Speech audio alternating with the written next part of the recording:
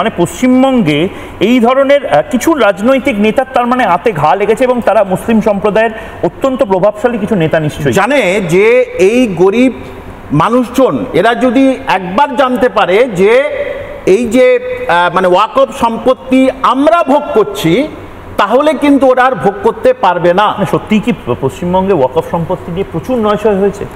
380টা হিসেব, 380টা হাতছাড়া হয়েছে।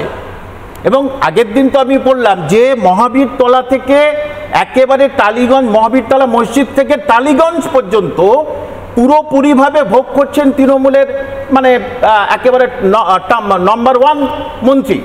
এবং আপনি অবাক হয়ে যাবেন যে ওই জায়গায় আমি এডুকেশনাল সেমিনারে গেছিলাম, যে মানে আপনার ডিএনআই কলেজের পাশে যেখানে 3000 বর্গফুট জমি একজন এমএলএ দখল করে আছে।